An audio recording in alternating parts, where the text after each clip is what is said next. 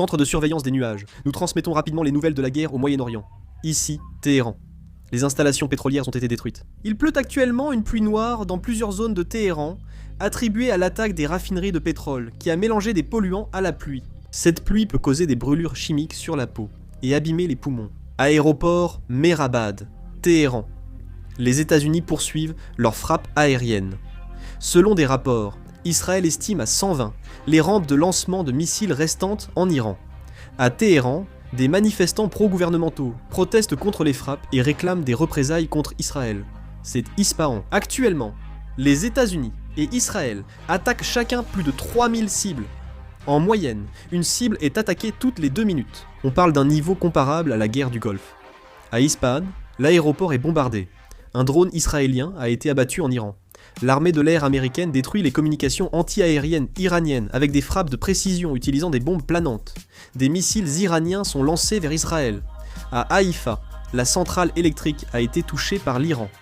Au Liban, au moins 20 morts lors d'une frappe israélienne à Shir al-Arabiya, sud du pays. Au cours des 48 dernières heures, plus de 170 cibles ont été attaquées au Liban.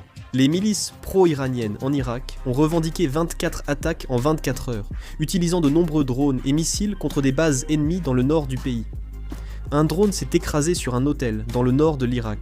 Au Koweït, l'armée iranienne a mené une attaque. Selon le ministère de l'Intérieur du Koweït, 2 gardes-frontières y ont été tués lors des frappes. L'autorité de l'aviation civile israélienne a annoncé le début aujourd'hui du premier vol depuis l'aéroport Ben Gourion. Selon Axios, les États-Unis envisagent d'occuper l'île de Karg, qui gère 90% des exportations de pétrole iranien. Cet endroit est également considéré comme le plus grand point faible de l'Iran. L'île de Karg n'est pas seulement un port pour l'exportation de pétrole brut, c'est aussi un atout stratégique lié au maintien du régime iranien.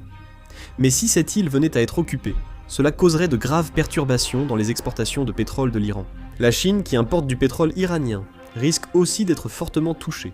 La majorité des voix a été atteinte lors de l'élection du guide suprême iranien, et l'agence de presse iranienne Mehr a rapporté les propos de Mehdi Mabahi, membre de l'Assemblée des experts. Cependant, il semble y avoir un certain retard concernant la nomination du guide suprême. Selon les médias iraniens, l'organisme chargé de la nomination du guide suprême iranien a montré quelques divergences d'opinion quant à la nécessité de passer par une réunion en présentiel pour la décision finale, ou s'il était possible d'annoncer la décision sans suivre cette procédure. Le gouverneur de Téhéran a abaissé le quota de carburant par carte personnelle de 30 à 20 litres par jour. Sous la pression d'Israël et du Liban, les diplomates iraniens ont commencé à quitter le pays. Une source sécuritaire de haut rang, au Liban, a déclaré à Reuters que plus de 150 ressortissants iraniens, y compris des diplomates non essentiels, ont quitté le Liban le 7 mars. Le groupe aéronaval du porte-avions USS George H.W. Bush devrait bientôt être déployé au Moyen-Orient. La marine américaine a annoncé que le groupe aéronaval du USS George Herbert Walker Bush avait terminé un exercice de force opérationnelle, combiné le 6 mars.